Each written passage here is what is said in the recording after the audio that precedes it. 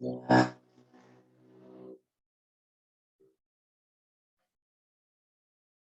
Baik, bismillahirrahmanirrahim. Assalamualaikum warahmatullahi wabarakatuh. Selamat pagi, salam sejahtera untuk kita semua. Shalom, Om Swastiastu, Namo Buddhaya, salam kebajikan. Yang terhormat Bapak Tirta Adi Kusuma, selaku dosen pengampu pada mata kuliah Antropologi Kesehatan, serta rekan-rekan kelas 1A keperawatan yang saya cintai dan saya banggakan.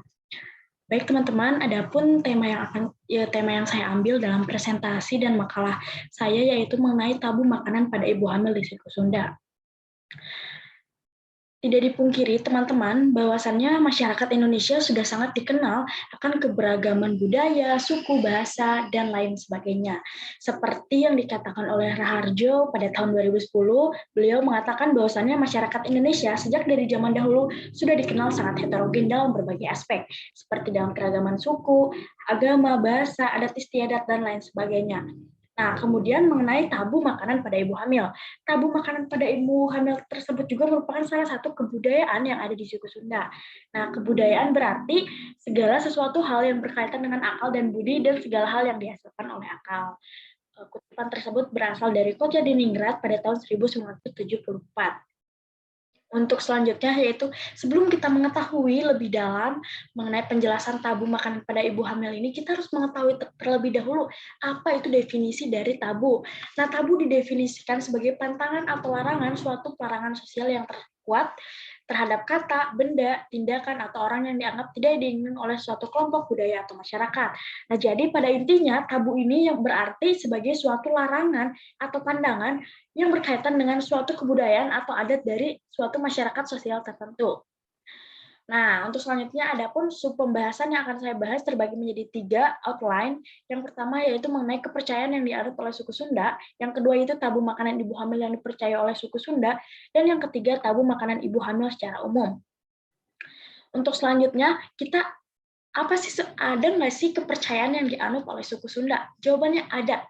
Kepercayaan yang dianut oleh suku Sunda hingga saat ini adalah Sunda Wiwitan. Nah, Sunda Wiwitan ini merupakan suatu kepercayaan yang sudah ada pada sejak zaman dahulu. Jadi ibaratnya kepercayaan ini turun-temurun dari generasi ke generasi. Nah, kepercayaan ini didasarkan pada nenek moyang dari mereka itu sendiri, yaitu kaum Sunda. Nah, jadi Sunda Wiwitan ini merupakan kepercayaan yang hingga saat ini masih bertahan dan dijadikan patokan atau pacuan terhadap suatu tabu-tabu yang ada. Untuk selanjutnya kita akan membahas mengenai materi inti, yaitu tabu makanan ibu hamil di suku Sunda.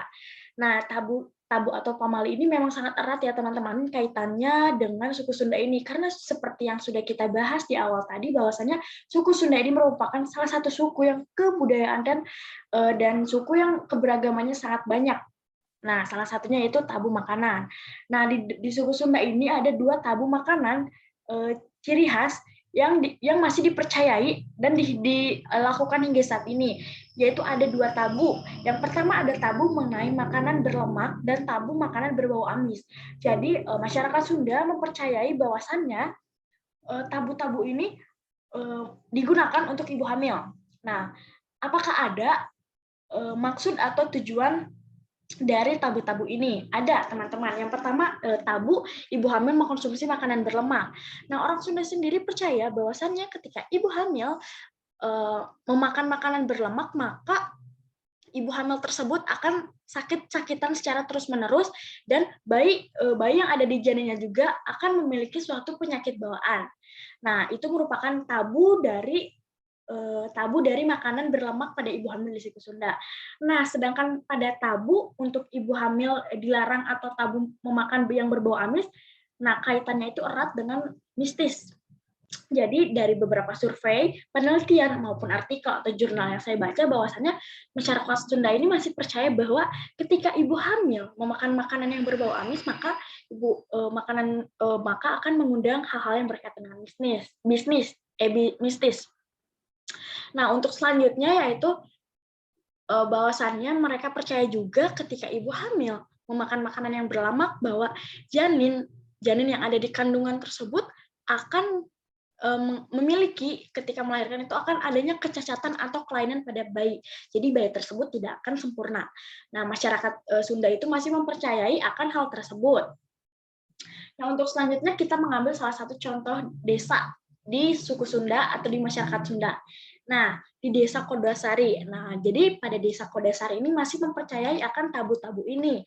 Nah, dari beberapa survei dan hasil penelitian yang telah dilakukan oleh Muhyiddin pada tahun 2015, bahwasannya pada hasilnya itu orang Sunda di desa Kodasari masih mempercayai hal tersebut karena mereka takut akan hal gaib atau berkaitan dengan ilmu gaib. Baik, untuk selanjutnya tabu makanan pada ibu hamil secara umum. Nah, membahas mengenai tabu ibu hamil secara umum memang masih berbeda-beda pendapat. Nah, tetapi dari hasil jurnal atau penelitian dan artikel-artikel lain, sumber-sumber lainnya yang telah saya baca, bahwasannya tidak ada tabu makanan pada ibu hamil secara umum atau secara keseluruhan. Kecuali makanan tersebut dapat mengganggu ibu hamil dan janin yang berada di dalam kandungan ibu. Nah, contohnya seperti yang dikatakan oleh Badan Kesehatan Dunia atau WHO, salah satunya itu kafein dan alkohol. Jadi, ketika ibu hamil mengonsumsi kafein atau alkohol yang sangat berlebihan, dapat mengganggu perkembangan janin. Untuk selanjutnya kita berlanjut kepada presentasi tabu makanan di suku Sunda.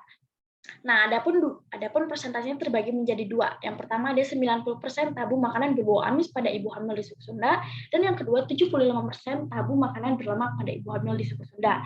Nah, kenapa ibu hamil di suku Sunda yang berlemak ini mengkonsumsi makanan berlemak ini persentasenya lebih kecil daripada yang tabu makanan berbau amis pada ibu hamil di suku Sunda?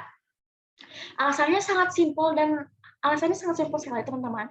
Karena jadi kepercayaan ini yang masih dianut hingga saat ini yaitu tabu makanan berbau amis pada ibu hamil di suku Sunda.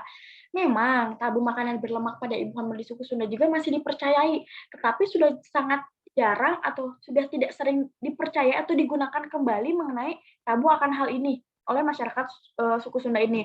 Hal ini tersebut juga berdasar pada sumber yang ada di bawahnya ya teman-teman, yang tulisan yang kecil. Nah, jadi kepercayaan atau tabu makanan yang masih digunakan dan dipercaya hingga saat ini yaitu tabu makanan berbau amis pada ibu hamil di suku Sunda. Nah, persentasenya sebanyak 90%. Nah, untuk selanjutnya, apakah ada faktor yang mempengaruhi kepercayaan di suku Sunda ini? Apakah ada faktor terbesar yang mempengaruhi kepercayaan yang suku Sunda percaya ini? Jawabannya ada. Seperti yang sudah kita lihat di layar monitor, bahwasannya persentase terbesar ada pada titik 85%, yang dimana 85% tersebut berasal dari adat yang berasal dari nenek moyang. Nah, untuk presentasi paling kecil itu ada di 25%, yaitu pengetahuan pendidikan formal. Persentase yang berada pada rentang tengah, yaitu 40% kepercayaan kepada Tuhan. Jadi sudah dapat disimpulkan bahwasannya faktor terbesar atau faktor yang paling mempengaruhi kepercayaan akan tabu di suku Sunda ini berdasarkan pada adat yang berasal dari nenek moyang dari suatu suku Sunda tertentu. Nah, kesimpulan yang saya dapatkan bahwasannya tabu didefinisikan sebagai larangan pada masyarakat atau suatu etnis tertentu, yang dimana pada suku Sunda ini berkaitan pada tabu untuk ibu hamil di suku Sunda. Nah, untuk tabu di suku Sunda ini terbagi menjadi dua tabu. Yang pertama tabu makanan berlemak pada ibu hamil di suku Sunda dan tabu makanan berbau amis pada ibu hamil di suku Sunda. Kemudian untuk selanjutnya bahwasannya kepercayaan tersebut didasarkan atau berlandaskan kepercayaan mereka akan nenek moyang mereka.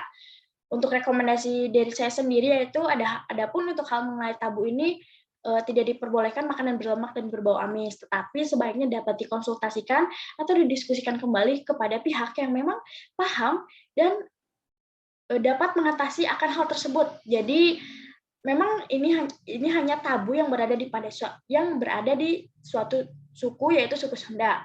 Tetapi kan seharusnya ibu hamil itu memiliki atau mengkonsumsi makanan yang bernutrisi dan gizinya seimbang.